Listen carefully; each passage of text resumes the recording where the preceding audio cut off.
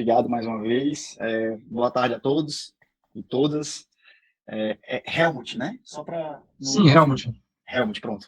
Helmut, primeiramente eu queria agradecer o convite, Montes e Lang, pela participação na banca, fiquei muito contente. E parabéns, Helmut, pelo teu trabalho, obrigado também pelo convite. Eu fiz questão de ler o teu trabalho mais de uma vez, certo? Eu fiz uma leitura, vamos dizer assim, uma leitura mais rápida, direta, para ler o documento inteiro, e depois eu fui fazendo uma leitura mais detalhada, já tendo ali um conhecimento prévio do que é que eu ia encontrar, tá bom? Então, fiz questão de fazer essa leitura bem pontual. Montes, eu vou tentar seguir aqui dentro do meu cronograma em torno de 30 minutos dos meus comentários. Eu vou tentar fazer os comentários realmente mais gerais. Eu tenho um documento, depois eu posso escanear ele e enviar para o Montes e para você sem problema nenhum, tá bom? Para coisas mais detalhistas. Então, assim, não vou me atentar muito a detalhezinhos pontuais, apesar de nos meus comentários vão ser precisos em alguns momentos eu especificar algumas coisinhas mais pontuais, mas eu não vou página por página para não ficar muito cansativo e também para tentar ir direto ao ponto. Então, assim, na minha concepção, eu acho que você escolheu um tema bem interessante, bem aderente em IoT, você fala de redes sem fios, você fala de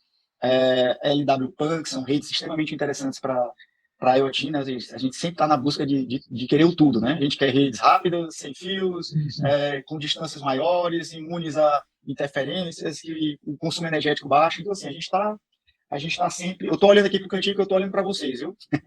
Então, não se importa de eu ficar aqui olhando, não, um pouco aqui para o canto da tela, que é onde vocês estão aqui posicionados na minha tela. Então, assim, eu acho que o tema é muito interessante dentro desse contexto, porque trabalhos que envolvem questões aplicadas, né, questões de experimentação, é sempre muito bem-vindos. Né? Então, na minha perspectiva, eu acho que você tem um trabalho que tem uma contribuição tecnológica extremamente interessante. Eu acho que tu abre algumas coisas interessantes, né? Faz algumas colocações interessantes que, ao mesmo tempo, são interessantes, para mim, abre algumas discussõezinhas, certo? Como, por exemplo, no teu trabalho, você considerou... filho, tá bom, vai lá que o papai tá trabalhando agora. Isso acontece, me desculpe, viu? Apesar de eu ter dito ali para ele não vir, tá lá dizendo que foi gol da Inglaterra. Então, assim, abre algumas questões em discussão, né? Por exemplo, eu acho interessante, eu acho que é louvável até a ideia de você, por exemplo, estabelecer algumas considerações, alguns assuntos, meu Deus do céu, Montes, assuntos, vamos levar como hipótese, né? Algumas hipóteses pontuais do teu trabalho, alguns assuntos do teu trabalho, como, por exemplo, ter alguns dados definidos de forma estática, tem algumas outras considerações com relação à discretização. Ok, eu acho que você teve os requisitos, Montes, era a palavra que eu estava procurando, requisitos, né?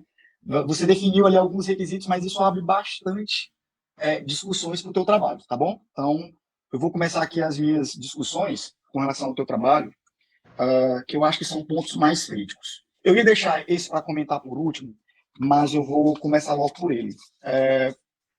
Eu acho que você tinha que ter tido um cuidado a mais com o teu documento, tá bom, Helmut? O documento é o que fica, é o que vai ser armazenado lá na biblioteca, é o que as pessoas vão ter acesso para dar uma lida no teu trabalho. Então, assim, eu acho que tu pecou numa série de considerações com relação ao teu trabalho escrito. Primeiro ponto, para você ver, pode parecer bobagem, mas tu peca até na data do teu trabalho, né? Tu define ali como fevereiro de 2026. Não sei se tem uma versão mais atualizada, mas assim, a gente tem que tomar um cuidado de isso é uma atividade sua, uma atividade pontual que você tem que levar em consideração. Pode ser que eu tenha uma versão mais antiga, mas eu acho que não sei se a versão, se tem alguma versão mais nova, mas estou aqui olhando a versão. Não, ainda está de fevereiro de 2026. Mas são alguns detalhezinhos assim que eu acho que são importantes, sabe, realmente. Por exemplo, eu senti muita falta de um resumo no teu trabalho, certo? Então, para ser um trabalho de mestrado, eu acho que você precisa ter um resumo. Eu acho que você tem que pontuar o leitor do que é que o leitor vai encontrar, quais as considerações pontuais. Eu não sei se... Mas eu não vi, eu não encontrei nenhum resumo, nenhum abstract no teu trabalho. Eu acho que isso já caiu direto na introdução. Eu acho que isso é um ponto crucial. Alguns outros pontos também que você precisa ter muito cuidado, por exemplo, no tópico da página 14, que é o tópico de organização e estrutura do teu trabalho. Aí tu fala, a estrutura do trabalho, é o capítulo 2, aí o capítulo 5 descreve o ambiente de simulação onde os dados foram analisados, não tem nada a ver com o capítulo 5. O capítulo 6 apresenta as análises e resultados do estudo, isso foi no capítulo 7. Então, assim, acho que são algumas coisas que precisam ser tratadas com mais cuidado, porque é o documento escrito que vai ficar. Tu faz várias citações erradas de figuras, de tabelas, de equações. A equação 2.4 fala que é a 2.3, é uma figura 1, tu fala que é a 2, certo? Na tabela 3, tu fala que é a tabela 2. Então, assim, são coisas que, às vezes, a gente tem um documento diferente, vai alterando e esquecendo alguns detalhes, mas aí onde a gente tem que fazer uma leitura bem crítica, assim, uma leitura bem completa, para tu ter um documento escrito mais pontual. Eu acho que em alguns pontos tu usa imagens, tu poderia usar tabelas, né? Então, tu faz ali uma imagem ali de valor de RSSI, poderia definir como uma tabela. Tu tem alguns prints do simulador que não estão em uma qualidade tão adequada. Eu acho que poderia ter uma figura do desenho do ambiente. Eu fiquei aqui desenhando depois para saber por que na simulação o teu gateway é Y300 e X100, sabe? Eu fiquei... são várias dúvidas, às vezes, que você está tão... Às vezes, você está tão viciado no documento, no trabalho, que passa despercebido. Talvez, às vezes, uma leitura com um olhar assim, diferente melhore. Tu tem referências duplicadas no teu trabalho, tem muito excesso de espaços, uma figura numa única página. Não sei se tu fez em Word ou LaTeX. Às vezes no LaTeX tem um comandozinho que tu joga a figura para o topo ou joga para o final da página, eu acho que fica melhor, tá bom? Então, assim, são algumas considerações mais a nível de construção do documento. Mas aí agora eu quero fazer algumas considerações com o nível da tua proposta, certo? Primeiro ponto realmente, eu fiquei me questionando que isso vai um pouco contra as coisas que a gente costuma ver na literatura, sabe? Principalmente quando a gente trabalha com essa parte de treinamento, calibração.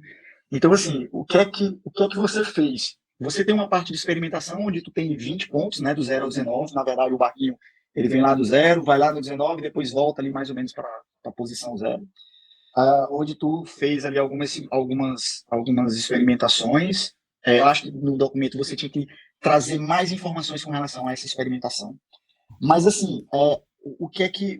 Um dos pontos que eu acho que ficou um pouco falho no teu trabalho, eu queria que tu comentasse um pouco. Tu tem 20 pontos e tu usaste esses 20 pontos para calibrar o teu modelo, correto? Correto. Então, tu calibrou o teu modelo com 20 pontos, então tu pegou lá os valores de RSSI, usou os 20 pontos, depois pegou as simulações, viu as diferenças e calibrou o teu modelo. Então, assim, eu acho que era importante tu separar dados que vão ser utilizados para calibração e dados que vão ser utilizados para teste, certo?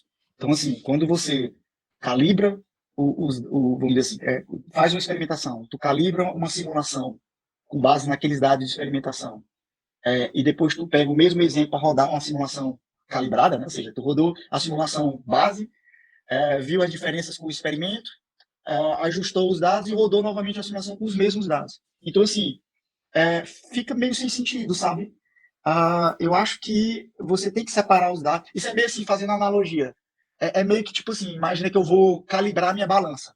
Aí eu pego um saco de cimento, certo? Pego um saco de cimento, 20 quilos. Aí eu boto lá na minha balança deu, sei lá, 19 quilos. Aí, opa, de acordo com o saco que tem 20 quilos, eu vou ajustar aqui a balança para, na verdade, ela está dando a tara dela ali, tem que dar 20. Então eu ajusto ali 1 quilo, aí agora ela está 20. Aí eu tiro o saco de cimento, e aí eu boto o mesmo saco de cimento de 20 quilos lá e diz assim, ó, agora tá validada. Entendeu? Não tá validada. Por quê? Porque eu botei o mesmo conjunto na balança, e isso pode me trazer vários viés, pode me trazer várias considerações que não me garante de que aquele modelo está literalmente calibrado, certo? Tu teria algum comentário com relação a isso? Vai falando que eu vou aqui botando meu café, viu? Nós estamos no meio da tarde, hora do café. Não, o meu objetivo era só calibrar e usar aqueles modelos. Eu não tive muito tempo também de realizar outra simulação, entendeu?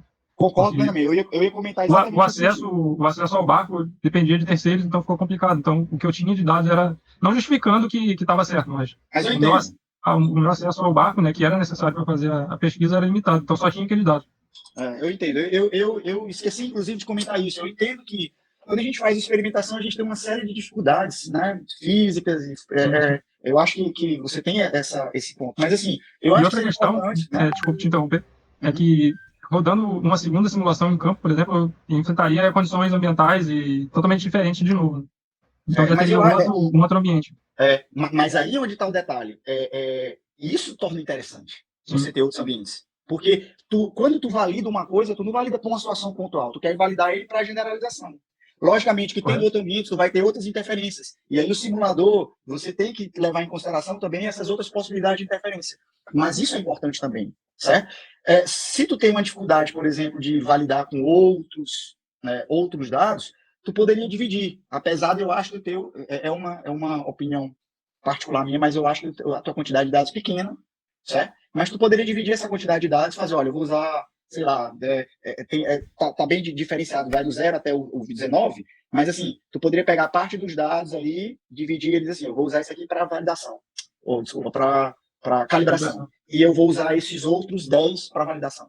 Entendeu? Eu acho que Uhum. poderia ser interessante dentro do pressuposto de dificuldades que você tem, muitas vezes, para fazer Porque a dessa forma eu poderia experimentação. usar os mesmos dados para duas Os coisas mesmos, distintas, vamos dizer assim. os mesmos dados, só que dividir os dados. Certo? Isso Certo. acontece em tudo. Eu vou treinar uma rede neural, vou treinar uma LLM. A gente não pode treinar com um dado e validar com o mesmo dado. A gente tem que ter um grupo de apoio, né, e um grupo de treinamento. Então, assim, é um dos pontos que eu faço a consideração com relação ao teu trabalho. Aí o outro ponto, cara, tu quebrou minhas pernas. Eu tava lendo o trabalho, eu li o título, fui lá, aí quando chega lá, quebrou minhas pernas. Porque assim, vamos lá, olha pro teu título. Teu título é Proposta de Calibração para Simuladores de Redes LoRaWAN em Ambientes Marítimos com Nodos Móveis. Aí a gente começa a ler, ou seja, tu tem um tópico no teu documento com modelo de propagação, um tópico no teu documento com modelo de modalidade, aí tu vem e discretiza o negócio. Tu vai e coloca pontos fixos dentro de um processo de mobilidade. Aí tu quebra minhas pernas porque, assim, é, a tua justificativa para calibrar o canal, né? Se tu tem uma justificativa, beleza, eu quero calibrar o canal, quero ter o mínimo de interferências possível, mas quando tu faz isso, tu meio que mata a tua contribuição de mobilidade, certo? É a mesma coisa olha, pessoal, eu estou propondo um trabalho de mobilidade, mas toda a parte de experimentação e calibração eu fiz com base em situações estáticas. Então, assim, perde um pouco a força do teu trabalho a nível de modalidade. Tipo, ficou um trabalho de calibração de um modelo de propagação usando posições fixas de uma trajetória, mas não de mobilidade, certo? Então, assim, acho que é um dos pontos que eu entendo, eu consegui entender na primeira leitura quando tu quis discretizar, ou seja, tu dentro da mobilidade, tu parou ali Exato, o, teu, exato. o teu barco ali em Isso, determinados é pontos, como se né? ele fosse, tivesse feito a transmissão no momento estático, vamos dizer assim, porque era muito curta a transmissão. Pois Então, é. a embarcação, apesar de ela, como eu disse no trabalho, né, a embarcação, apesar Uhum. de ela estar se movimentando, ela serviu como só para levar o nodo em si, né? Não foi Mas é levado isso. em conta a distância. Se ele tivesse fazendo transmissões diretas enquanto o barco se movia, aí eu deveria levar em consideração, com certeza, o movimento do barco, a propagação do sinal que muda e tudo mais, mas não foi o caso. Mas realmente ficou um pouco confuso de como definir isso, né, no trabalho. Entendo a Pois sua é, eu, preocupação. eu, acho, eu acho que é um ponto fraco do teu trabalho, porque tu usa a ideia da mobilidade, né? Então, assim, Hum. eu vejo que é um dos pontos do teu trabalho essa questão da mobilidade, e eu acho que isso ficou um problema, uma lacuna, certo?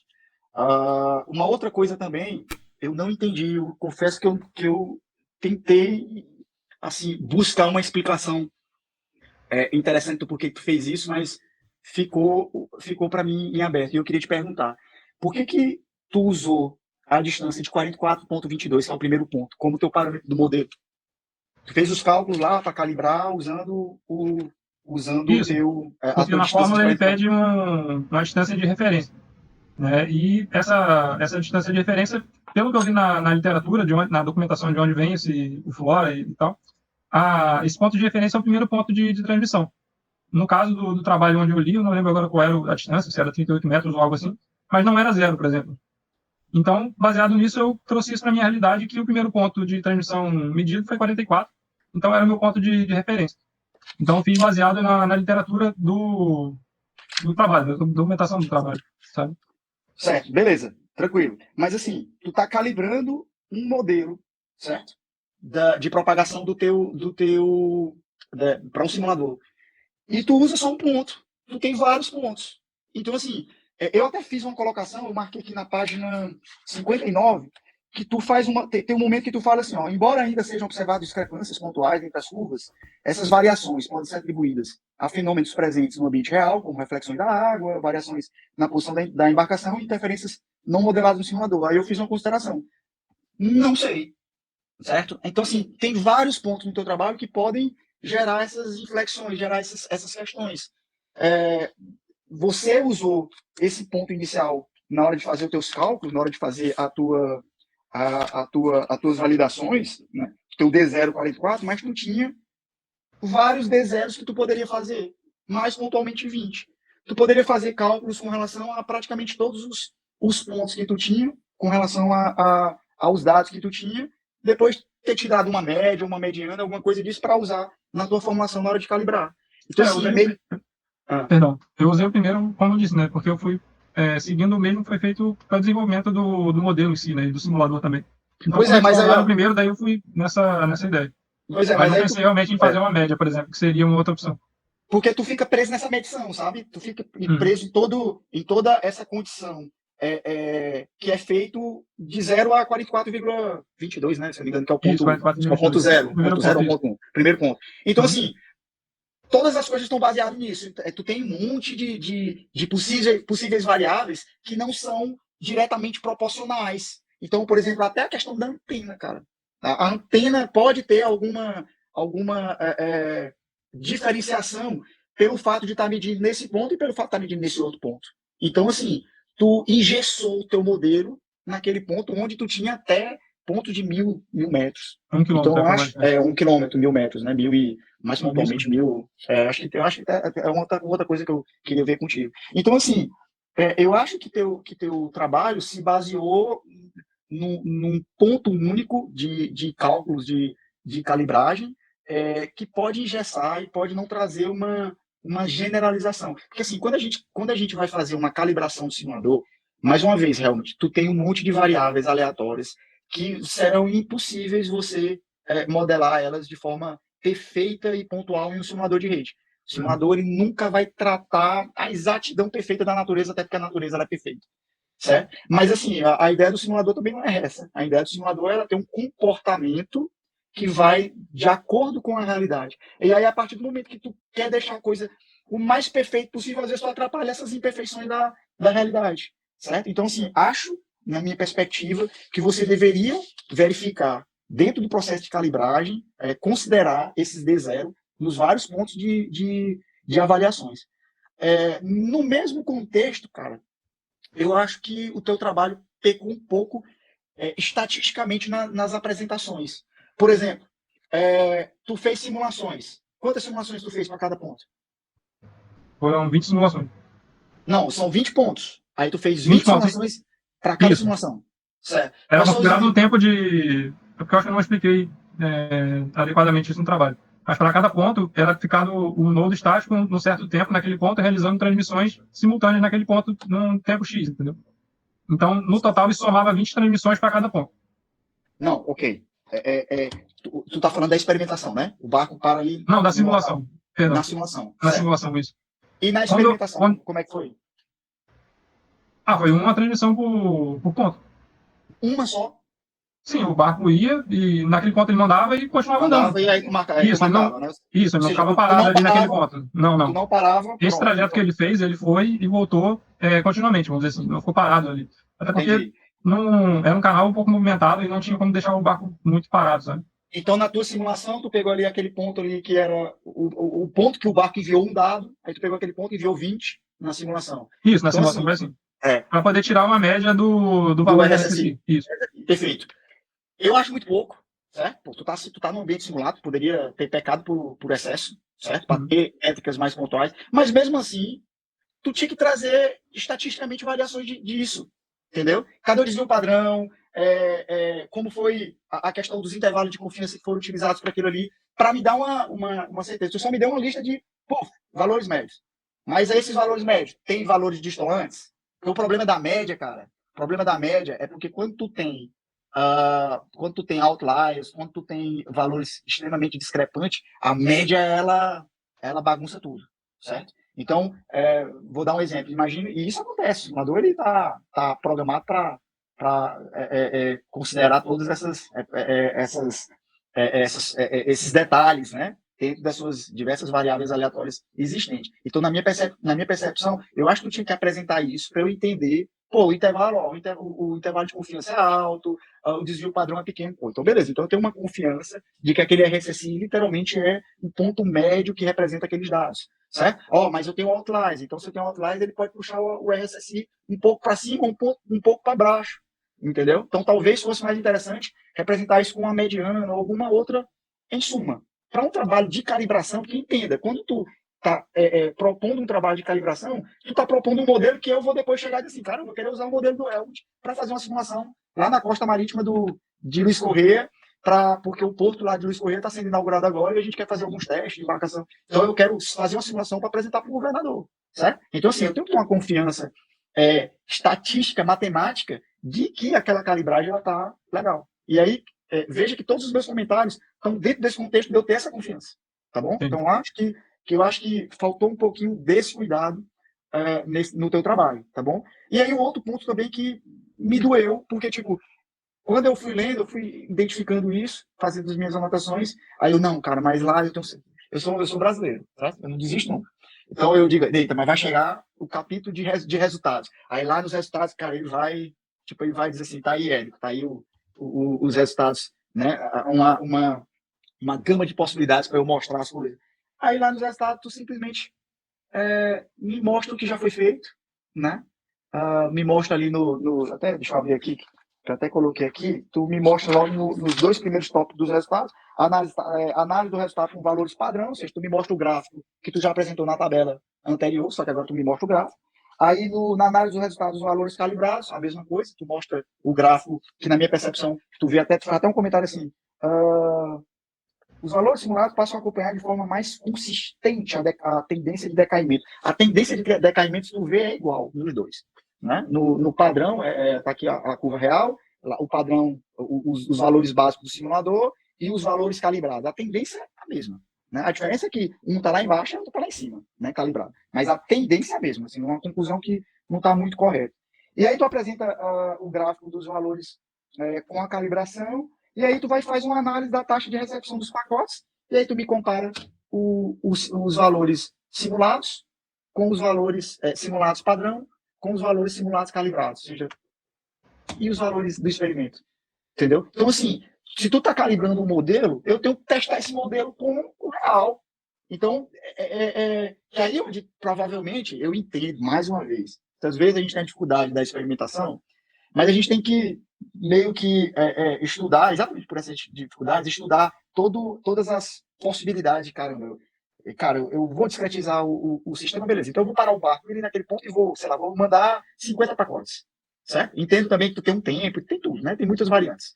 Eu vou mandar 50 pacotes naquele ponto, eu vou mandar 50 pacotes naquele outro ponto, 50 pacotes naquele outro ponto. Depois eu vou pegar o barquinho lá e vou mandar vários pacotes de vários pontos dele rodando lá X vezes. Tem um monte de dificuldade, mas assim, para a gente validar o seu trabalho, a gente precisa dessas informações, certo? Então, tu pegou os dados de uma simulação padrão, tu pegou os dados de uma simulação calibrada, né? E simplesmente fez isso. Então, assim, na minha percepção, né? Comparando um calibrado com um simulado, eu, particularmente, poderia concluir que a melhoria na recepção do simulado seria basicamente porque tu aumentou o RSSI. Né? Ou seja, tu fez lá a calibragem, e a calibragem nada mais do que faz é aumenta os valores do RSSI. Então, assim, eu poderia chegar à conclusão de que, ó, tu chegou à conclusão, tá vendo aqui, ó, no calibrado, ele entrega todos os pacotes, e lá no outro ele não entrega, ele falha em vários pontos. Eu podia chegar à conclusão, tipo, beleza, ele entregou todos os pacotes no calibrado, porque aumentou o RSSI, e aumentou o RSSI, o simulador entende, beleza, o RSSI está maior, então o pacote ele vai ser recebido. E não porque você tem literalmente uma validação independente da confiabilidade do enlace. Certo? E essa validação da confiabilidade do enlace eu faço com experimental. Então eu comparo a minha simulação e eu comparo calibrada eu vejo quantos pacotes recebeu, e eu vou lá no meu experimental e eu vejo quantos pacotes recebeu. Tipo, tá indo dentro do contexto. Né? Em determinado ponto, a minha calibragem, né, do meu modelo de propagação, ele diz assim, cara, nesse ponto aqui, ele perde 30% dos pacotes. Aí quando eu vou lá para a minha experimentação, ele também perde 40%, 35%, 25%. Diz, beleza, então o meu modelo, ele está bem dentro do contexto da realidade. E aqui eu fiquei na dúvida. Né? O teu pacote, o teu modelo calibrado entregou tudo, e tu diz, está validado. Não sei. Né? Ele pode ter entregue tudo porque na calibragem que tu fez, os RSSIs aumentam, são maiores. E os RSSIs aumentando, as taxas de entrega dos pacotes são maiores, lógico. Né? Então ele entrega os pacotes porque a RSSI é maior. Certo? Porque a mudança que tu fez na fórmula de propagação faz com que o simulador entenda que aquele pacote tem uma RSSI maior. Então, assim, foi uma dos pontos que eu acho que eu senti um pouco mais de dificuldade na hora de aceitar que o teu trabalho está literalmente validado, certo? Eu esqueci de um ponto aqui anotado aqui também, deixei por último. Eu achei que teu trabalhos relacionados, tu poderia ter, só foram 3, né? Assim, realmente não tinha outros trabalhos, mesmo que não fosse no contexto marítimo, mas no contexto, porque assim, a gente tem tanto trabalho, cara, de validação de modelo, de propagação, sabe? Tantos, então acho que você poderia trazer esses trabalhos, poderia enriquecer um pouco mais o teu documento, tá bom? Mas eu senti assim um pouquinho mais pobre os trabalhos relacionados para esse contexto da dissertação, certo? Então, realmente, são esses os meus comentários. Parabéns, mais uma vez. Fazer trabalho experimentado é uma o Lang que nos diga, né, Lang? A gente está aí fazendo um trabalho que Jesus, o Lang, na hora que a gente está na reunião, que a gente eita, vai ter que fazer uma simulação, Lang, oh, meu Deus do céu. Vai, nós de novo, né, Lang? Não aguento mais trocar Führer de BIOS. É bem, assim, tanto que realmente isso é muito valioso, certo? Assim, você fazer esse tipo de trabalho é muito valioso. Mas ele não pode ficar resumido numa contribuição tecnológica, né? Ele tem que também ter uma contribuição científica. E eu acho que o teu trabalho pecou um pouquinho nisso, né? Eu acho que tu deu uma contribuição tecnológica muito interessante, mas dentro do contexto científico, eu acho que você precisava ter alinhado um pouquinho mais para garantir para o leitor, tipo assim, Érico, pode usar o meu modelo, o modelo está validado, o modelo está legal, pode usar ele para fazer simulações lá no porto de Luiz Correia e mostrar para o governador que vai dar bacana. Então, assim, eu tenho essas considerações com relação ao teu trabalho. Então, parabéns mais uma vez pela realização, obrigado mais uma vez, Montes, Lang e Helmut pelo convite. Depois eu posso disponibilizar o documento, tá bom? E até os comentários para ficar mais fácil de você considerar junto dos seus orientadores qualquer tipo de alteração. Obrigado, Montes. Eu acho que foi dentro do contexto, né? 35 minutos, 33 minutos. Tá joia. Muito obrigado pelos comentários pertinentes, preciosos. Foi tudo anotado aqui. Eu ainda estou gravando, tá? Não sei se vai ficar direito a gravação. Então, Érico, novamente, muito obrigado. Patrícia, me convido agora a fazer suas considerações. Fica à vontade também aí. Tá certo. E agradeço novamente pela Sim, disponibilidade. sim. Estão me ouvindo bem? Estamos ouvindo. Sim. Tá. Então, obrigada pelo convite, Montes, Rodrigo, Helmut. Parabéns pelo trabalho desenvolvido. Quando a gente fica como membro mais próximo, né, a nossa tarefa fica simplificada, porque o primeiro colega faz uma varredura completa do trabalho, então facilita bastante aqui o meu lado. Eu corroboro todas as colocações do professor Érico, concordo com ele. A questão do resumo ali, realmente, eu até fiquei voltando, sabe, indo e voltando ali no começo do documento, eu falei, onde é que tá o resumo? Devo ter perdido, estava meio assim, começando a ler e tal. Então, resumo é importante, a gente tem que ter, tá? Então, isso acho que precisa colocar ali no teu trabalho. De maneira geral, assim, a parte escrita está fluido, sabe, Helmut? Eu fui lendo, fui entendendo, então, assim, tem pontos ali muito bem explicados. Eu já tinha estudado um pouquinho sobre essa tecnologia, esse protocolo, mas ali com o teu texto realmente ficou bastante legível. Então, a parte de fundamentação teórica eu gostei bastante. Eu acho que ela tá ok, tá completinha, tá?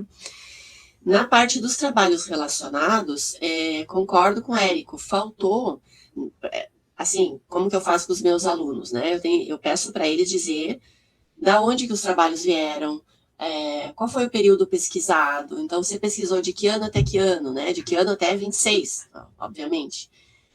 Quais foram as bases de dados usadas, as palavras-chave que você usou, para o colega, o aluno que for trabalhar nesse tema, possa usar essa informação, achar os mesmos arquivos, ou aproveitar já essa busca que você fez, fazer um pouco diferente para buscar outros trabalhos.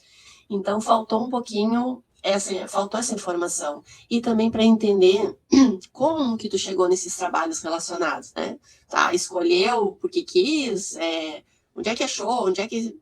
Sabe, eu fiquei perdida, assim, por que esses trabalhos que estão ali descritos e não outros trabalhos? Então, essa informação eu acho que também ela é importante ali para enriquecer o teu trabalho escrito, tá? E aí, da parte realmente da pesquisa, do desenvolvimento, eu imagino o quão complexo e difícil seja você fazer um trabalho prático, né? Realmente ir a campo, colocar o módulozinho lá dentro do barco, ter esse barco disponível, né? Não sei como é que foi aí a negociação, como é que isso aconteceu, mas eu compreendo a complexidade e a dificuldade disso, né? Eu trabalho com robótica móvel e toda vez que a gente precisa testar é uma novela. Conseguir o lugar, conseguir as autorizações, enfim. Então, assim, eu te parabenizo por isso, porque realmente a gente vê muito trabalho no nível de simulação, né? E aí pegar uma ferramenta e simular é relativamente simples. A gente se debate ali com a ferramenta, com os parâmetros, com o entendimento dos resultados, mas você fez tudo isso e também a parte experimental. Então, realmente, eu acho que o teu trabalho tem essa riqueza de você ter saído do campo da simulação e ter buscado um teste real, né? Então, isso é bem legal, assim, gostei muito de ver no teu trabalho. Acho que enriquece bastante. E também, aí, de novo, falando da minha área, os trabalhos que têm testes reais, né, com robôs reais, né, em ambientes reais, eles sobem um degrau, assim, nos níveis de avaliação, né? Então, é o que acontece com o teu trabalho. Se você for submeter, não sei se submeteu ou não para algum evento, você colocar a foto do barco com o módulo ali dentro, dizer que foi feito em determinada região do Brasil, você sobe um degrau ali nas avaliações, ganham vários pontos com isso, tá? Aí eu já aproveito para não esquecer, né, pergunto sobre isso. Vocês fizeram submissões, teve alguma publicação? Se está no texto, peço desculpas, talvez não passei sem ver essa informação. Não Sim, foi tem. publicado. Mas Oi? não está no texto. Não está no texto, mas foi publicado. Não, Patrícia, foi submetido para os BESC, tá? Ah, foi submetido para os BESC, Isso, desse ano agora, né? Isso, esse agora. Ah, que legal, que legal. Então não foi publicado ainda está à espera da avaliação, Isso, né? é por isso que não aparece ali, então, mas é exigência do programa, etc, etc, etc. Também já aproveitamos e Tá. submetemos lá. Ah, legal, que bom. Tomara que seja aceito. Acho que tem chance, sim, porque justamente por essa característica, né, do SAIS, não ficar apenas nas simulações. Muito bem. Eu tive bastante questionamento sobre se eu realmente queria fazer esse tipo de teste prático, né, quando eu propus a ideia. Só, não, mas você tem certeza que se fazer isso dá trabalho? Eu falei, não, eu tenho disponibilidade, eu conheço as pessoas e eu gosto de fazer essa área, então top desafio, vamos dizer assim. Apesar das complexidades, realmente. Sim, sim. Ótimo, porque se agora você juntando tudo isso que a banca está te trazendo para fazer as correções, as melhorias, provavelmente tu tens aí mais uma ou duas publicações pela frente só para mostrar variações desse resultado inicial que tu tens. Então, tem um bom caminho aí, se for do teu interesse, obviamente, né? De seguir aí, explorar um pouquinho mais essa pesquisa. Tem muita coisa aí que tu pode ainda explorar, trazer, né? Olhar para esses dados, olhar para essas informações e vasculhar um pouquinho mais e trazer essas descobertas, né, para compartilhar com a comunidade. Porque são trabalhos que apoiam muito outros trabalhos. Eu acho que esse é um pensamento legal, assim, porque às vezes o aluno tem dificuldade de ver a importância do artigo, né? E eu sempre falo, você está contribuindo com um trabalho do teu colega, de um próximo aluno de mestrado, de um próximo aluno de doutorado, você está abrindo o caminho para ele. Então, faça isso. Se não for por você, faça pela comunidade aí que tu pode contribuir. Muito bem. Bom, da parte técnica, o Érico fez assim um excelente conjunto de perguntas. O que ficou para mim ali que não foi, talvez não tenha sido respondido, é assim, ó. Deixa eu pegar aqui minha anotação.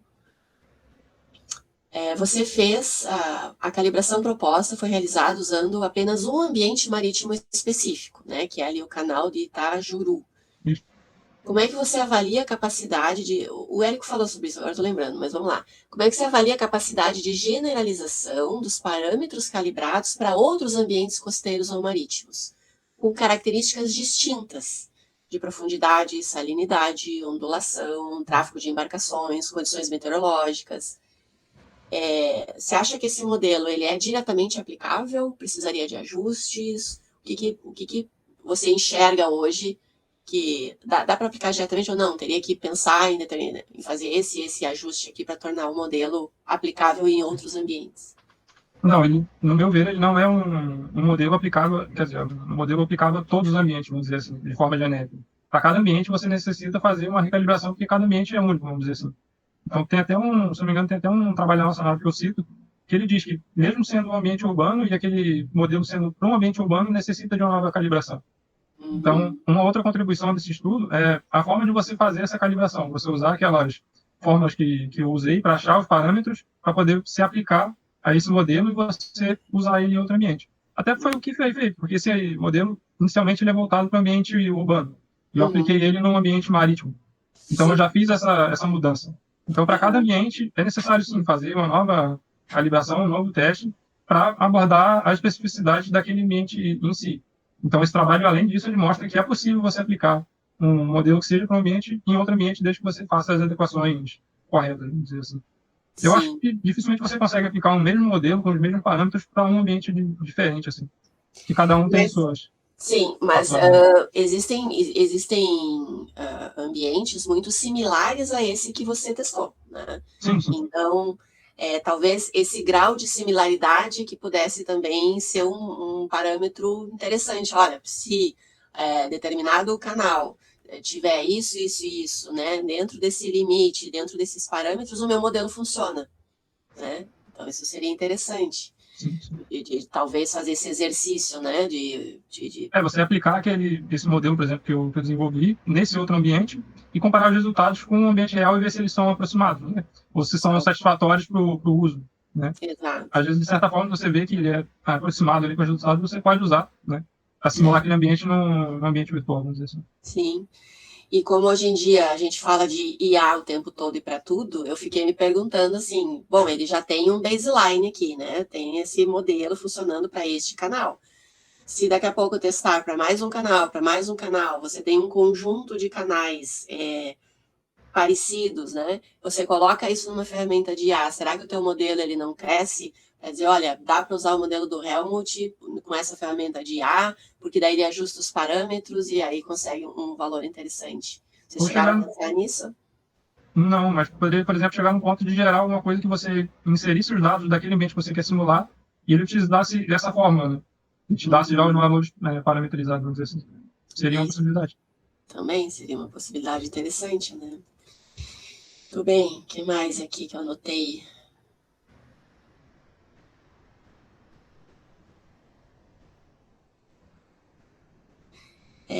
Aqui também, assim, um exercício de pensar um pouquinho para além do que você fez, né?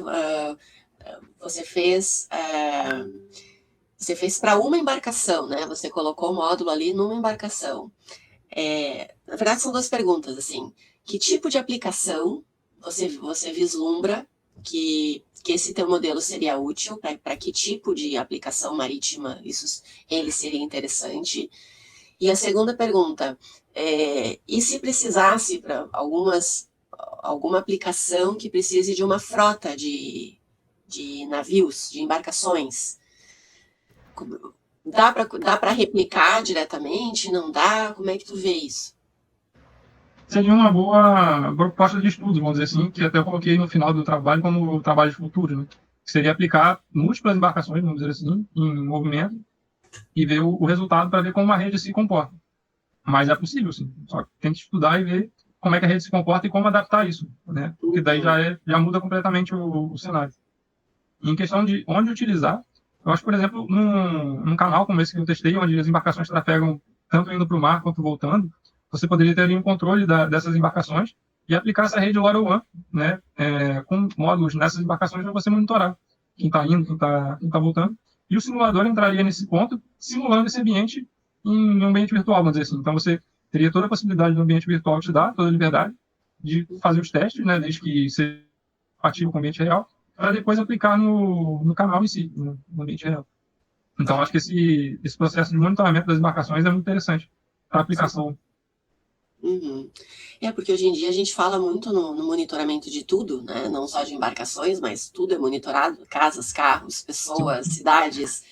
E com esses adventos climáticos, né, de chuvas, tempestades, El Niño, eu acredito que esse tipo de solução vai ser cada vez mais buscado, né, pelas cidades, pelos governos, porque enfim, a gente está vendo um planeta em transformação, né? O que antes era normal em termos de chuva, de tempestade, de ventania, épocas para que isso acontecesse, já não é mais verdade. A gente está hoje sob uma incerteza, né, climática muito grande. Então, talvez também direcionar esse tipo de solução para defesa civil, para enfim, entidades que cuidam dessas regiões, né, seria bem interessante.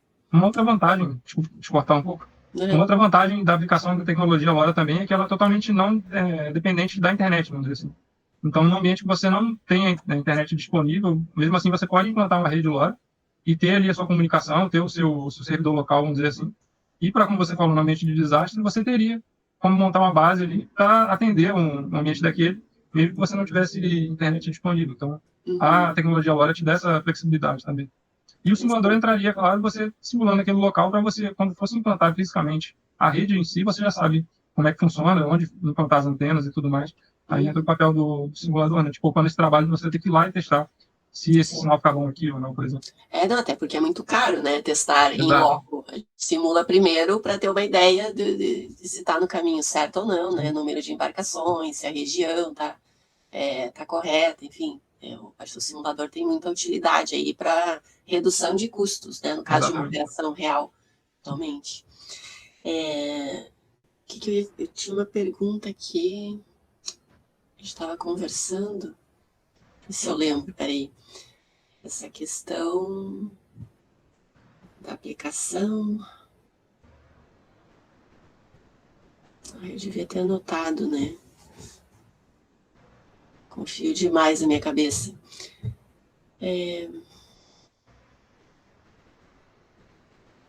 Essa embarcação, desculpa, enquanto você tenta lembrar, ela faz parte de um projeto de competição de barcos solares que é organizado pela FRJ aqui do Rio de Janeiro.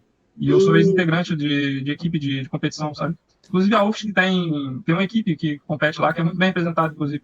E eu conheci através deles. Aí eu quis aproveitar esse contato com o barco, né, e com essa competição para usar o barco no meu trabalho. Sim. E nessa competição eu desenvolvi uma tecnologia, né, um programa em LoRa para monitoramento dos barcos da competição com LoRa. Só que eu não cheguei a usar simulador na época. Que interessante. Então, por isso que eu tinha acesso a esse barco aí. Parece um barco bem diferente, né? Para quem olha assim, um barco solar e tal. Então, é um barco experimental desenvolvido pelos alunos aqui do IF daqui da minha cidade. Que legal, muito bom. Eu fiquei curiosa mesmo. Achei o barco bonito, diferente. Fiquei, como é que ele chegou nesse barco, né? Muito bom. Eu aproveitei que eles foram fazer um teste de campo e fui lá também. Para embarcar meus módulos e tal. Entendi. Legal. Tá. Eu não tô lembrando assim da pergunta. Se daqui a pouco eu lembrar, eu falo ou eu coloco no documento, eu mando para vocês, mas realmente me deu um branco aqui. De maneira geral, é isso, então, realmente, as minhas considerações.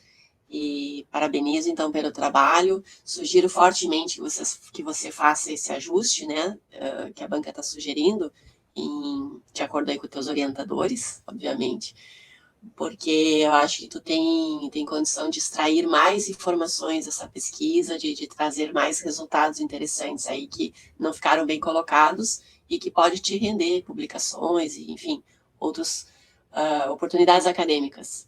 Ok, obrigado. Tá, obrigada. É isso, Montes. Devolvo a palavra. Muito obrigado, Patrícia, pelas colocações. Então, foi tudo anotado aqui.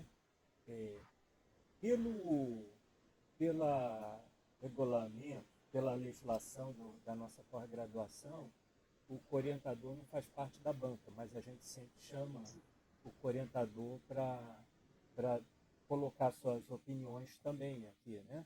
Então eu vou pedir para o Lang se colocar algumas posições dele aqui, algumas considerações, mas até antes de convidar o Lang, eu queria agradecer porque o Lang pegou agora no final